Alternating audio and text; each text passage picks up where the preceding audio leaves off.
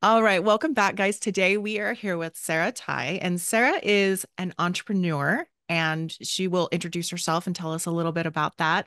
But we are going to talk about some interesting things with her today. Sarah, do you want to introduce yourself?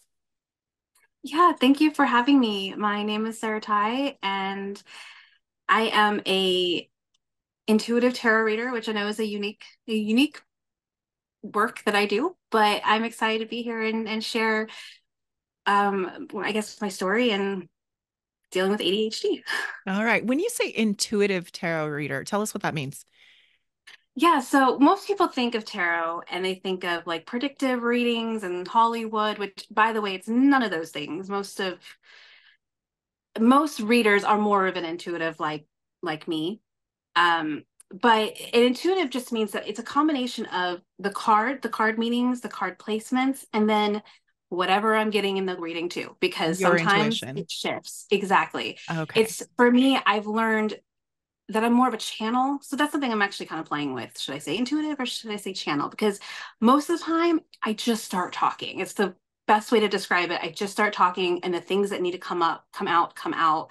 And it's not from me. I do not take credit. It's higher power is showing up for the person I'm sitting with. So I guess that's what I mean by intuitive is it's not something that I'm picking up. I'm not all knowing. I'm just the conduit. Yeah. Okay. So I had an intuitive tarot reading when we go every year, we go to a cabin in Prescott, Arizona. And we were walking through downtown Prescott, which is just so cute. But we were with my family and we were walking through, and there was this place to get tarot readings. And this I've never done that before. And I was just curious.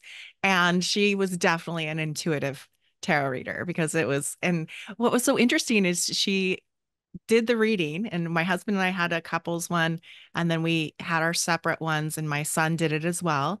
And when she did the reading, she told me that I needed to get rid of somebody that was being difficult. And I won't go into that, but I listened and I did it, and it has been amazing. And like the people that replaced this person are so wonderful. And it was just like kind of a thorn in my side that I just kept dealing with because I didn't know what else to do.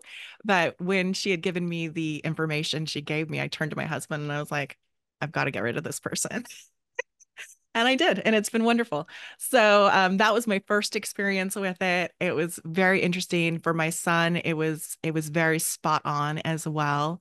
And so I don't have a lot of experience with tarot, but my first experience was wonderful. But I wanted to talk about your journey to being an entrepreneur and to making your own money. When we were talking before, you were telling me about your experience as an employee. Do you want to tell people about that? Yeah, so I've been an entrepreneur now for about 5 years. So up until let's see, I'm 35 now. So I guess I've been an employee off and on for like a decade, I guess, give or take.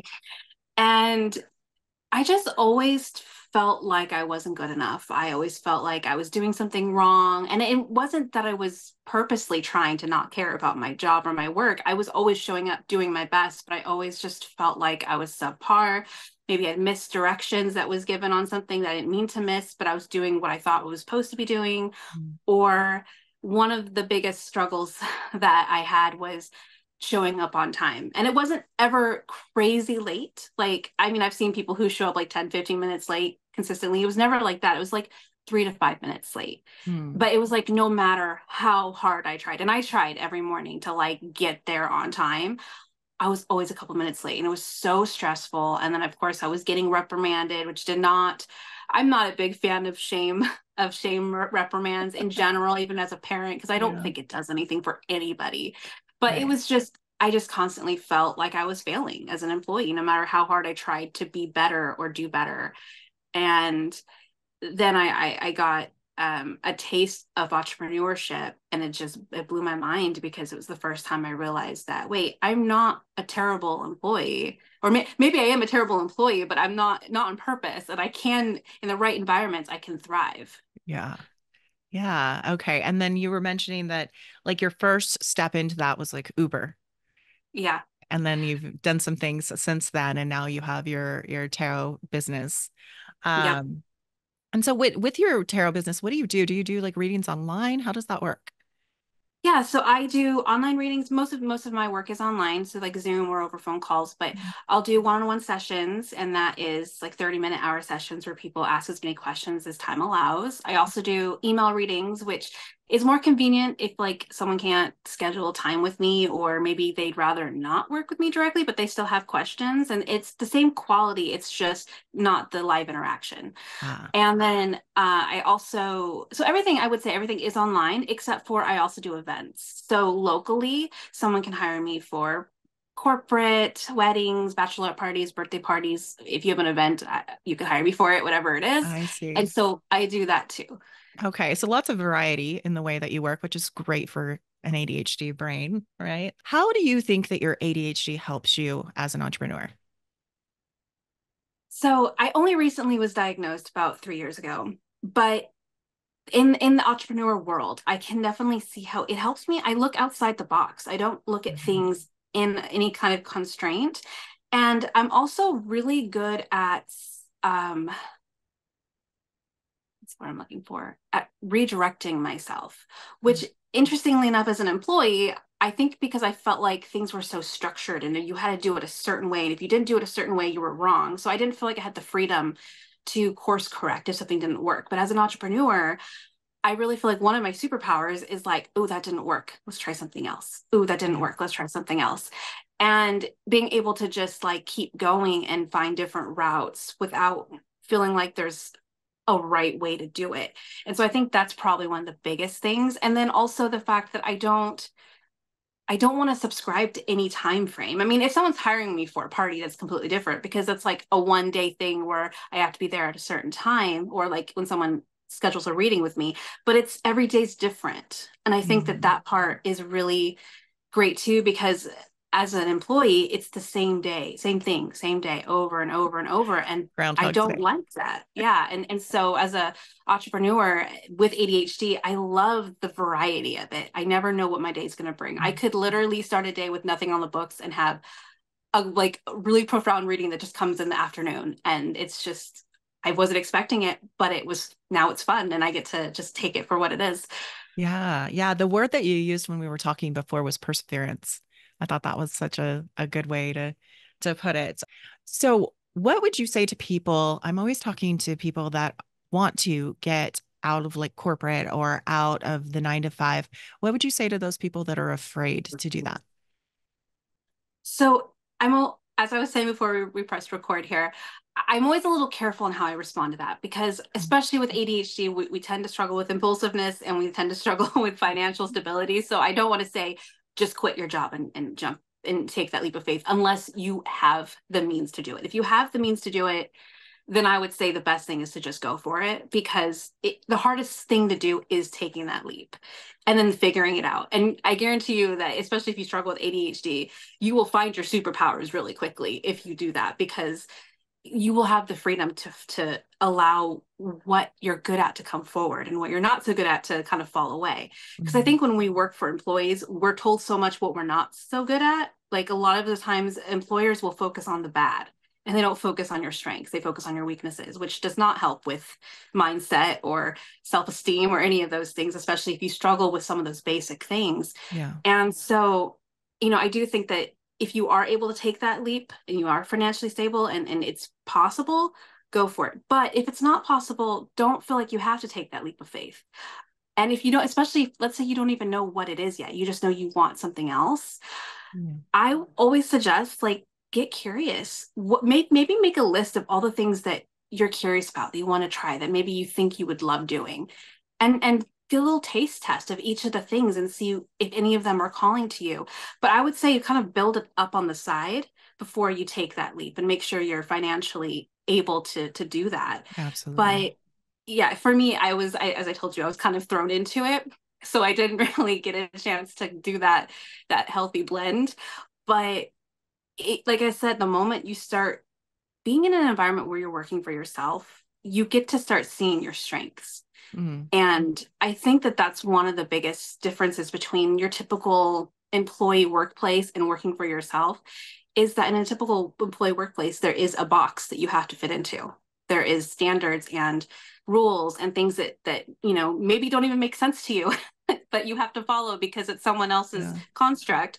Versus when you're doing it on your own, you get to make that rule for yourself. You get to figure out what works for you and what doesn't, Mm. and then thrive in what works for you. Okay. One thing that we were talking about, I loved the way you put purpose. I love talking about purpose because I feel like with coaching, I found my purpose. And so tell us your definition of purpose. Oh, I'd love to. So even I have my own podcast called Spirit Journey Collective, where that's what we talk about all day long, all my Mhm. people I work with. So, or, interview and everything. I just love purpose. So my definition of purpose is it's something that lights you up. It's something that you love. You can do it all day long. And if you could, you do it for free. Of course, if we didn't, have to put a roof over our heads, right? Like you just love it that much. But it gives back to the world in some way. Mhm. And so sometimes people think that immediately means it has to be like coaching or something in service or, something that you are actually giving, physically giving back in some way. But it could be, as we were talking about before we pressed record, it could be artists, entertainers. It could even be in the construct of a 9 to 5 if it's something that you love doing and and you're putting whatever you're doing is helping other people. I like to use the example of an artist because some people are like, well, how's an artist putting, what are they doing to put out in their world? And it's like their art. You Mhm. take an artist who makes a beautiful painting and then they sell it. Someone buys it, puts it in their living room, and now that's their muse when they get up in the morning. That's their contribute to the world. So it can come in so many different forms. But the biggest thing is it's like it lights you up and it gives back at the same time. Yeah, very good. I love that. One thing that we started to talk about, but we didn't go into it very much, was healing.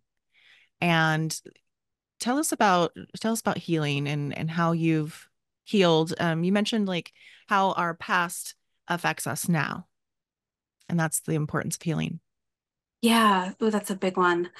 So I know scientifically they say that by the time we reach age 7, all of our beliefs are pretty much solidified, and it's in our subconscious. And so a lot of times we're operating as adults from belief systems that go back to our childhood, to beliefs that, for instance, oh, I'm too loud, I'm not good enough, I'm this, I'm that, and these are like core beliefs that are buried in our subconscious, and then we're operating as adults with these same belief systems. And it's crazy because even if you think you're telling yourself like, oh yeah, no, I don't believe that, but are your behaviors matching that? Mm, Are your behaviors matching the belief of self-worth, or is it matching something like I'm not good enough? And mm, so it's a huge undertaking. But I learned a lot about healing when I stepped into my spiritual work, which happened before I plugged into tarot professionally. But I was listening to this podcast called Expanded, and they talk a lot about inner child work, shadow work, and neuroplasticity, which is mm, changing your neural pathways and basically your belief systems. And so your belief systems, the way that they describe it, and I think this is, again, I'm not a scientist by any means, but they talk about how our beliefs, it becomes a neural pathway. So the neurons just take that path because it's so familiar. And especially if you've had this belief since childhood, it's a very familiar path for these neurons. yeah. So when you actually take the time to do healing, which can come in the form of meditation, self hypnosis, journaling, I mean, it's really just about getting mindful and about getting aware, because you can't change anything unless you're mindful or aware of something that's holding you back. So once you're able to get in that state of being aware, then you could start doing affirmations or changing those belief systems. I know with Expanded specifically, their workshops and then the hypnosis, they have you go back and take a difficult situation where you picked up some core beliefs and change it. Give yourself what you needed back then that you didn't get now. Mm, So, or that you didn't get at the time, and go back and reparent yourself basically. So doing that work for myself has been huge because it's helped me learn boundaries. It's helped me learn my worth and my confidence. And I mean, granted, I still have a ways to go, but compared to how I was before I started this healing work, I wasn't ready to really run my own business and do the work that I'm doing now. I wasn't ready because I wasn't healed. And then I was able to do that. So I think that healing is a big thing because it helps you really reconnect with who you are at your core, not who the world told you to be. Mm, yeah. And that belief work, like I like to say that our beliefs are just thoughts that we've decided are true. And we get to choose what we believe, especially about ourselves. And one fun thing that my mentor says is she's like, you can just believe that you're fantastic and nobody can argue with you. And I was like, oh, we can do that, can't we? But I agree, like those things kind of get ingrained in childhood. And so it's very interesting to like it's you mentioned before, like getting curious about why we're getting the results that we're getting. Like, what are we believing about situations or about ourselves or about our abilities that are getting us the results that we're getting? And that's what I'm always dealing with in coaching, right? Is we're trying to get different results. And I'm very careful with my clients, like, don't believe you can't because you will make that true. And so Right. we have to believe that we can. That's just one example. Curiosity is that space of basically being an investigator. And sometimes, especially when it comes to beliefs, painful beliefs, right? Painful beliefs that we buried as a child because we didn't want to look at that anymore.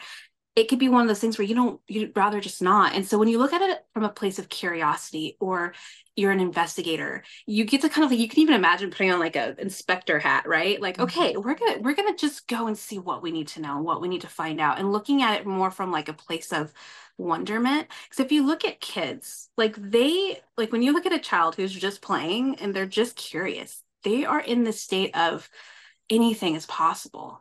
Mm. They're just here for the ride to see where it takes them. Versus, I think as adults, we want to analyze it so we can understand it. But that's when you start putting things in boxes in your mind. So I feel like that curiosity piece gives you that freedom to kind of see really what is it that's holding you back? What is it that's making this belief feel so impossible? How can we look at this from a different perspective? But you have to be curious and open enough to know there is a different perspective. Yeah. And what I would like to say with curiosity is you have to answer the questions.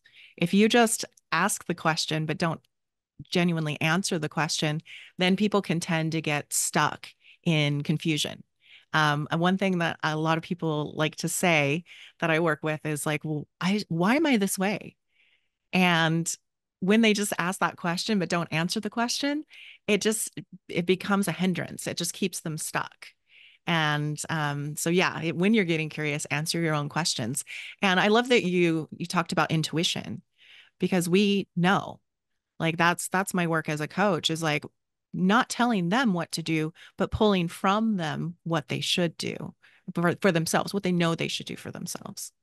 Absolutely. In fact, I wanted to speak to it earlier when you were talking about your first tarot experience and how Mhm. this person, this reader told you, hey, there's a person that's pretty toxic in your life that needs to go. And Yeah. you knew exactly who that was. Yeah. You didn't have to think about it. It wasn't, something that you're like, oh, I wonder who that is. You're like, oh, yeah. And so I love that because so when I do readings for people, most of the time, if they're not familiar with getting a reading, they expect me to tell them something that they don't know. Mm. And what I end up telling them is something that I shouldn't know. And it's really because it's what they need to hear right now. And so it's not exactly what you said with intuition. It's it's something that they already know. I'm not telling them something that they don't know. I'm telling them something that they already know. Either they're aware of it and they're working through it, or they're aware of it and they're sweeping it under the rug because they don't want to deal with it, but it's still there. And so, in fact, if you see a lot of different readers or even the same one, a lot of the times the same themes will be coming up because Mm. it's like spirit tapping you on the shoulder, like, hey, this is it. This is the focus point. This is where you need to put your energy to heal. And Mhm. so intuitively, most of the time we do know that, but I think we don't listen because we're constantly taught to look outside of us for answers when most of the time the answers that we need are already within us. Yeah. Yeah. And when we were talking earlier before we started recording, you mentioned like with tarot, your experience of like being kind of told that you should do it, but saying no to it. I have experienced that so many times where like my intuition or whatever you want to say, your higher power, whatever it might be, is telling me do this. And I'm like, no. And it just keeps coming back if you don't listen. So that was really interesting. We're not taught as a society to listen to our intuition. We're Mhm. just not. We're taught to regurgitate what we learn, and we're taught to do what we're told to do. We're not really taught to listen within. And so a lot of the times we can even confuse our intuition with our ego, and our ego is our mind. Our ego is the stories and narratives. And so intuition will often come in as a tap on the shoulder. And usually the tap gets a little more persistent if you ignore it, but Yeah. it's just a tap on the shoulder and then it goes away. It's just like a, hey, pay attention, and then it goes away. Whereas the ego will actually ruminate. So if you find yourself ruminating on something thinking it's your intuition, it probably isn't. That's your mind trying to make sense of whatever it is. Mhm. Whereas the intuitive part will be like, hey, pay attention. And the thing that I love too, so when it's your intuition trying to speak to you, when your intuition is really trying to guide you, it's not going to steer you wrong. And so what I love too is sometimes you might be called into something that you say yes to, and then you think, oh, this is it. This is what I'm supposed to be doing. And then it turns into something else. It's like, oh, that Mhm. was a stepping stone. And when you look Oh back in yeah. hindsight. So I think learning to listen inward and listen to ourselves is a, I feel like it's such a disservice that most of us were never taught to do that. And now as adults, we're either snuffing it out or we're trying to figure out what that voice sounds like. But Mhm. I think that whether you have ADHD or not, like anyone out there, we all have intuition. Like, when you hear about psychic abilities, things like that, we all have it. Like, that's not something that only special people have. It's just some people are more sensitive and more in tune with it than others, but we all have that ability. And that's what intuition is. It's basically your connection to higher power. Mhm. And so I think remembering that, you know, there's something else bigger than us guiding us if we allow it to, and being able to listen to it and not always seeking the answers outside of us or approval. I know it's another big one, at least for me personally, especially with ADHD. Is there is that part of me that I like to say I'm a recovering people pleaser. Mhm. um, it's that idea of like, oh, well, I'm being called to do this, but they're telling me I should do this, and kind of feeling like that war of like, should I do what they're telling me? Because I don't know if I trust myself, but they seem to know what they're doing. Yeah. And it's learning how to kind of center yourself and realizing like what feels good to you, what feels right to you. And maybe Mhm. it aligns with what you're being given as advice, or maybe it doesn't, but being able to call it for yourself and then make those steps forward. Yeah, very good. So one thing that we want to talk about here is authenticity. So I'm going to let you take it away.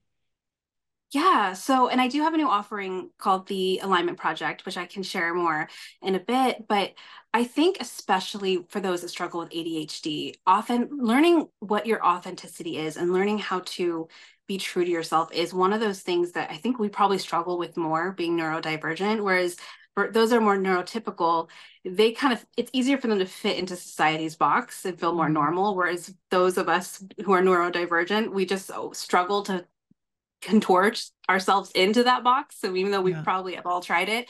And so one thing that I've learned, especially with my spirituality and the work that I'm doing now, is how important it is to be yourself. And this goes for neurotypical people too.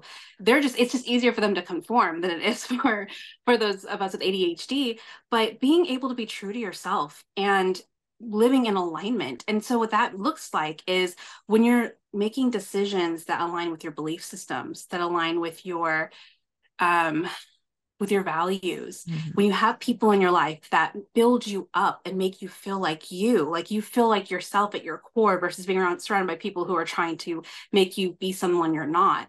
And so living in alignment is when you're basically spending your energy on things, whether it's your thoughts or your physical, like what you're physically doing, you're spending it on things that feel like you, that feel Yeah. good to you, that light you up.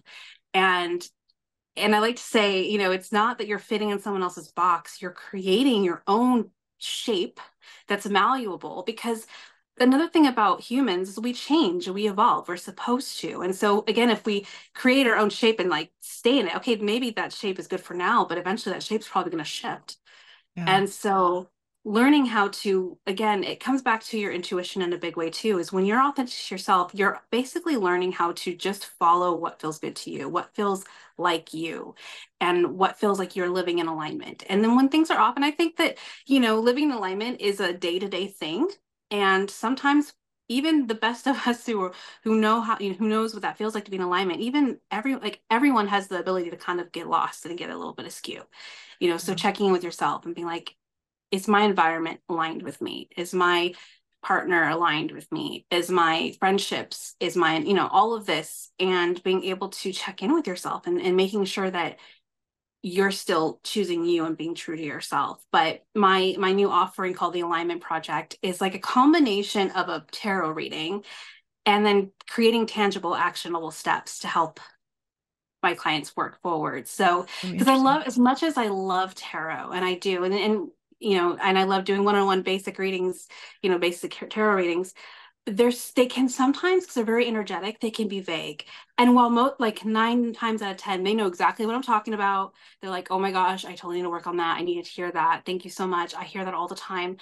There's always this part of me that wanted to give, like, wish I could give them more. Because once Mm, they leave my table, what they do with the information is what they do with the information. Like, yeah. it's their choice, free will, all of that. So with the Alignment Project, it allows me to give them something a little more tangible. So first we do a reading and we focus on like a certain block or thing that's holding them back. And then from there, we focus on, based on what came through the reading, actionable steps. And it's curated to them. Because so each card, I created a actionable steps for each card that are different, so that way, because we're all, especially those with ADHD, we have lots of variety, right? Mhm. So we would go over, okay, so this is the invitation around this card. These are actionable steps that could help you move forward, and then picking together which one feels possible and right to the person I'm working with. And then I basically create, I like to call it a roadmap, like an actual PDF document that I give to them with journal prompts and the actionable steps that we talked about. So they have a little bit more to go with than just the information that comes through. Yeah. And so, and the whole purpose of that is to help them find and reconnect with themselves a little deeper than they were before. I love this message on alignment because with my clients, oftentimes what I will do is when everything feels like too much, I have them like decide on four buckets is what I call them. And what these buckets are, you mentioned values. I put here in my notes alignment and values. But what these buckets are, it's like what matters to them the most. And if they are working on the four things that matter to them most and taking action towards that every day, they feel so good. And so I love this project that you've put out into the world because you're doing the same thing essentially is you're getting them aligned with what matters to them and taking action. Yeah, absolutely. Because I think that the action piece is the hardest. It's Mhm. what do I do? How do I get to this next stage? Sarah, where can people find you if they want to work with you or if they want to take advantage of your alignment project? Where can they find you? My website is spiritjourneycollective.com, and you can find my readings on there. You can find the Alignment Project. You can find my podcast as well, which is also called Spirit Journey Collective. And then even locally, if you are looking for some entertainment that's different but meaningful, you can also find information on that as well. And then I am on Facebook, but not a whole lot. So the one I like to give out social media wise is Instagram. I'm on that. That's where you'll find me most active. And feel free to message me if you have any questions, because I know that tarot is like a huge subject and a lot of people are either afraid of or curious about. So please feel free to reach out for questions if you just want to ask me questions and kind of connect that way. But yeah, that's how you can get a hold of me. And did you say what your Instagram is? Oh, thank you. It's spirit_journey_collective. Very good. And we'll have that in the show notes. And it might pop up on the screen as well. But thank you so much for being with me today. I appreciate you sharing your perspective and all your information. Yeah, thank you for having me. This has been really great.